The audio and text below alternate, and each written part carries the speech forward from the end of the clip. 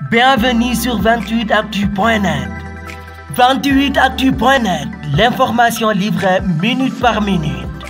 dañ ci ànd ak Mamadou Mouhamed Ndiaye. jërë ngeen jëf hôpital Mame Abdou bu Tivaouane ak jëyee jëf amoon keroog àllarba ci guddi ci la l'Observateur xëyaat bil yéenekaay bi juróom benni agent yi monté woon garde keroog bi mbir yi di xew am na ñaar ci ñoom ñu tëye ca yoon dañu leen a garde à vue ci police bu Tivaouane ñaari infirmier yu jigéen lañu xale nekk ci barab bu wéet nga war ko di ko bàyyi xel ak di ko saytu te defoo ko tuuma joojee lañ leen di toppee am na it ñaari médecin pédiatre ak ñaari sage-femme yu waa DIC division investigation criminelle di enquête ngir xool lan mooy seen responsabilité ci musiba mi amoon ca l'hôpital ba fukki liir ak benn faatu ci lakk gu amoon ca unité néonatologie bu pédiatrie ba Les Échos nañu AD ak CM ñooy ñaar ñuy tëye ci garde à vue kenn ki ab infirmière la ka ca des ab aide infirmière Les Échos xamal nañu it ne jot nañu auditionné gom lu jege juróom fukki nit te fii ki fan danañu déggaat ñeneen ñu jàpp ci coow li mu di fukki liir ak benn yu faatu ci hôpital Mame Abdoul Aziz Sy Dabakh bu Tivaouane moom la journal L'As xëye ba xëy moom it di ñu xibaar ne am na benn ab sage-femme ak aide infirmière bu ñu garde à vue fukki liir ak benn yi faatu ca lakk ga Vox Populi nee nañu jébbal nañu leen suñu borom démb ci lañ leen suul ñoom ñëpp ci armeeri Xalxuus ya ca Tivaouane waajal nañu leen ni mu ware fexe nañu it ba ku ci nekk ñu xàmmee la gasal la sa bàmmeelu bopp Le Quotidien dolli ñu ci ne ci aw naqaru rëy ca la amee woon Amath Soumaré dip expert ci wàllu management stratégique global journal Tribune nee nañu wax na ne li faatu keroog ci hôpital Mame Abdoul Aziz Sy bu Tivaouane ci lakk gi yamu rekk ci fukki liir ak benn ñuy wax nee na ñi ca ñàkk seen bakkan toll nañu ci fukki nit ak juróom-ñaar maanaam 17 personnes Tribune nañu ca i rajo fa la ko waxee Le Vrai Journal moom xëy di ñu wax li tax ba président Macky Sall ba mu jugee Malabo jaawali ca Tivaouane nangu fu woon a toog yàkkamti woon faa jóge ñu jóge ci loolu dem ci journal L'Info mi ngi xëy di yëglu ci mbir moo xam ne nee na bu ñu ci waxul mën naa jur musiba mbaa ba kumba mu rëy ci réew mi mu di gaz yi ñuy toggee ci réew mi butéelu gaz yi ñuy dugal ci immeuble yi te wàccewuñu ak norme yi ñu war a stocké ay gaz L'Info nañu ñoo ngi koy seetaan te dara wóoru ci Aliou Lo bu lobbu Maam Jaara ni ñu ci xët mu njëkk yéenekaay bi lu mat ñaar fukket ak ñaara ngi may yëglu di alerté ci butéelu gaz yi ñuy yégal ci immeuble yi ministre bu fi masa jaar wax naa ci ak yow waaye kenn ci ñoom yégalu ko yaramam te ñëpp xam nañu ne mbir yi amul benn sécurité force de défense et de sécurité yi ci réew mi njiit réew mi Macky Sall blindé na leen Le Quotidien moo ko bind ci xëtamu njëkk ba di ñu xamal ne seeni salaire la ñu yokk jaare ko ci li ñu naan prime de risque ngir policiers yi gendarme yi ak militaires yi yëf yi journal bi nañu mi ngi tàmbale ci 75 000 francs di fukki junni ak juróom dem ba ci 400 000 ngir généraux yi ñi gisul seen bopp ci yokkum salaire yooyee ba tax ñuy ñaxtoo ko xultu Le Quotidien ne nañu ñoo di garde pénitentiaire yi mu di ñiy garde kaso yi ab poste de santé ak Margo Soleil national nee nañu président national di Macky Sall nee na danañu ko tabax ca jumaay Masalikul Jinaan démb la kox ba mu demee doon siyaare ji xalifa général des mourides Serigne Mountakha Mbacké Bassirou mi doon amal ak ngan fii ci Ndakaaru journal Les Échos nañu ab visite guidée la njëkkee ca Masalikul Jinaan laata muy jàlle ca xalifa ba journal bi bind ne Macky mi ngi piis ak Père Ndiaye maanaam dragué mouride réew mi Vox Populi nañu jëwriñ Mbacké Faye représentant xalifa général des mourides wax na ko fa wax ju fort Mbacké Faye nee na Macky Sall jëfal nga yoonu mouride lu rëy ñun taalibey Serigne Touba yi xamuñu soxar xamuñu goreedi nee na ko it Serigne bi moo ko yor ñaan ko li nga bëgg lu mu ñu wax moom la ñuy def bu ñu santee ñu jàppale la danañu ko def ba mu mat sëkk ki am lu ko doy sëkk soxla moo di député bii di Farba Ngom maire bu Agnam ubbil Source A lu jege